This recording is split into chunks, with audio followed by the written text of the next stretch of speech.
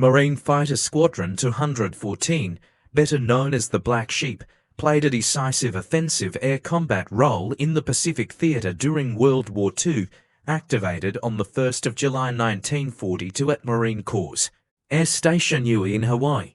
The squadron emerged at a critical moment when the United States was transitioning from defensive operations to aggressive counter-offensives against Imperial Japan. Initially called the Swashbucklers, the unit transformed into something far more iconic under the leadership of Gregory "Pappy" Boyington.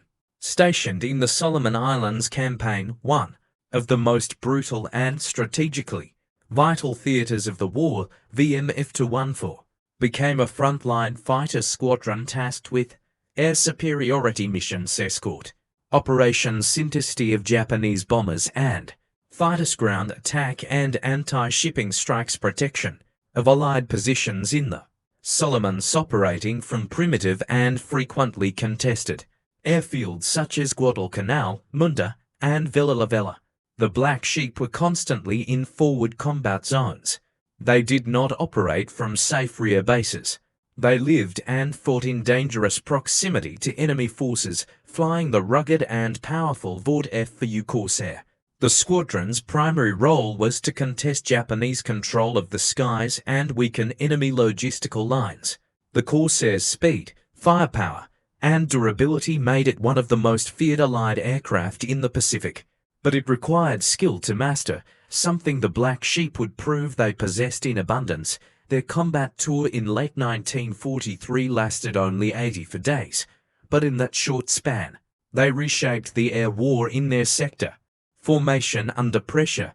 The Orphans become the Black Sheep formation of VMF 214 was unconventional. Rather than being built as a standard, structured squadron, it was formed from a collection of unattached pilots, men who were not assigned elsewhere. They were, in effect, orphans of the Marine Aviation System. Boyington and Major Stan Bailey were given permission to form these unassigned pilots into a combat-ready unit, with one harsh condition. They had less than 4 weeks to train and prepare for combat deployment. That timeline would intimidate even a well-organized unit. For a scratch squadron with uneven experience levels, it bordered on reckless. The pilots ranged from seasoned veterans with prior combat victories to fresh replacements straight from the United States.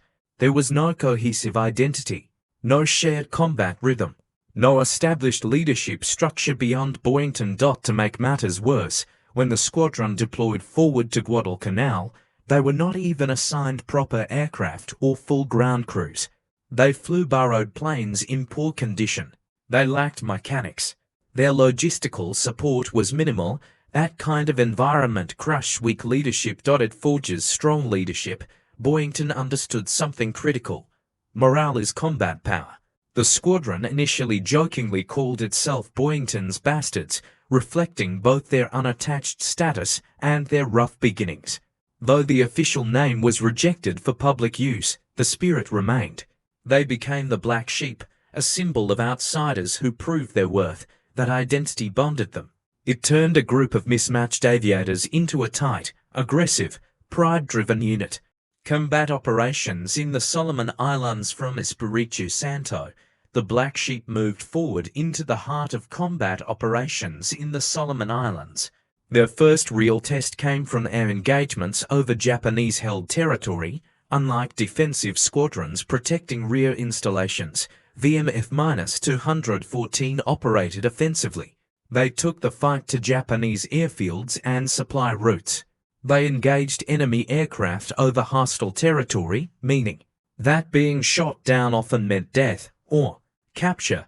Their missions included sweeping enemy airspace, ahead of Allied movement, escorting bombers, intersecting Japanese fighters and bombers, attacking supply ships and transport vessels, destroying installation. She faced experienced Japanese naval aviators flying aircraft such as the Mitsubishi Zero, formidable opponent known for maneuverability, but the Corsair had advantages in speed, dive capability, and rugged construction. The Black Sheep learned quickly how to exploit those strengths. Within 84 days of sustained combat, the results were extraordinary. 203. Japanese aircraft destroyed or damaged 9. 7 confirmed air-to-air kills. 9 fighter aces set multiple troop transports and supply ships and numerous ground installations destroyed. That level of achievement in such a short window is staggering. For extraordinary heroism in action, the squadron was awarded the Presidential Unit Citation, one of the highest honors a military unit can receive. They were no longer misfits, they were elite.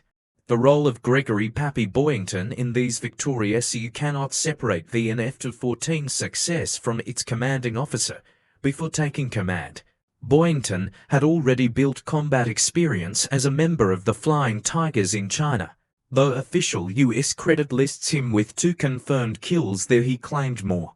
That experience gave him first-hand exposure to Japanese tactics and aircraft performance. He understood his enemy. More importantly, he understood his men.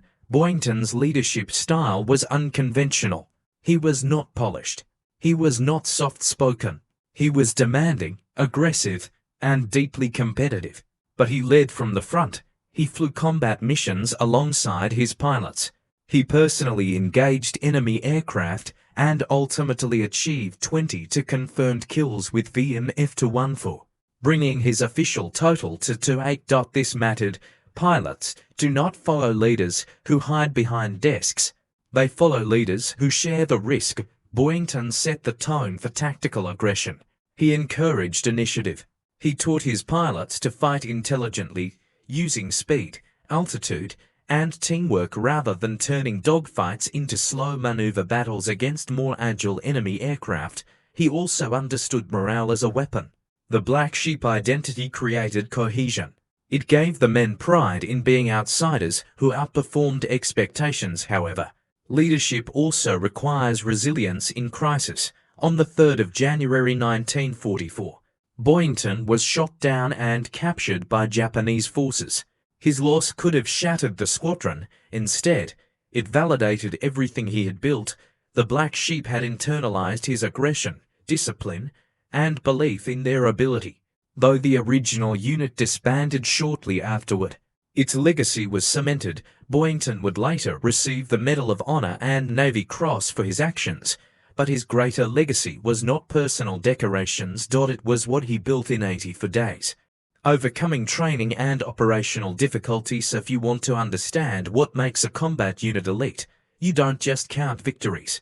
You examine adversity. VMF-214 faced for major categories of hardship.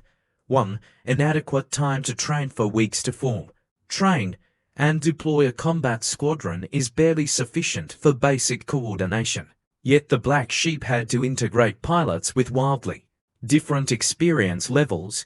They overcame this through intensive flight training, immediate tactical briefings and debriefings, veteran mentorship of newer pilots, relentless repetition. Boyington emphasized practical combat readiness rather than parade ground perfection. 2. Equipment shortages. Initially, they lacked assigned aircraft. They flew borrowed Corsairs, often in substandard condition. They lacked full maintenance crews that could have destroyed operational effectiveness. Instead, the pilots adapted. They learned the quirks of their aircraft.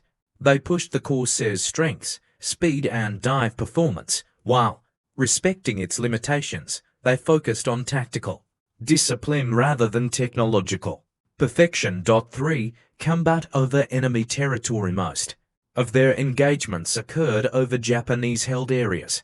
Being shot down meant capture or death. This changes the psychological equation.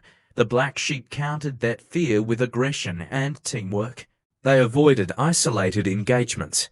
They emphasized mutual support. They built trust.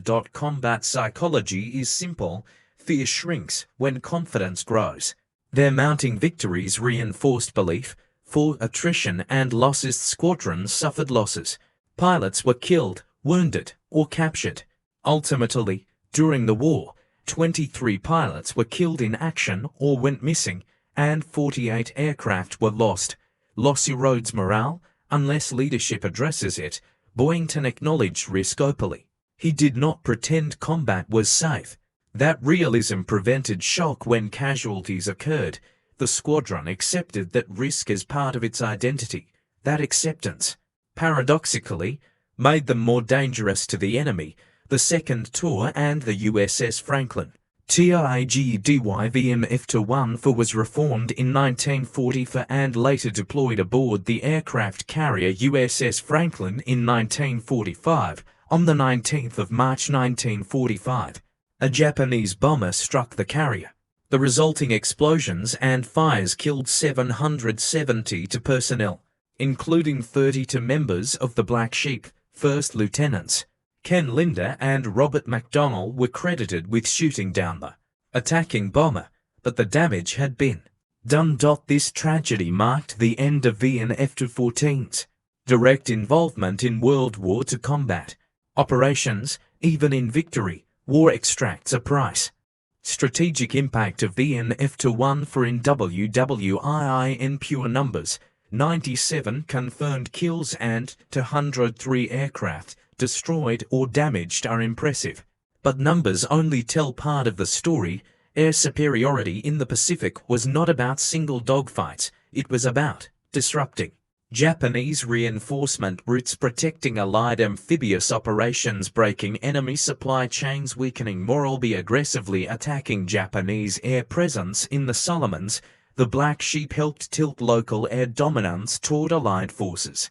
Their anti-shipping strikes disrupted troop movements. Their fighter sweeps reduced enemy pressure on ground forces. They were a force multiplier. In 84 days, they proved that aggressive, well-led Marine aviation units could operate forward, absorb hardship, and dominate. Legacy of the Black Sheep. After World War II, the squadron would continue serving in Korea, Vietnam, and later conflicts.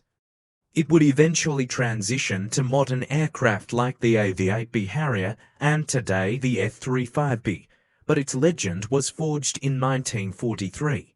The exploits of VMF-214 inspired later generations of Marine aviators.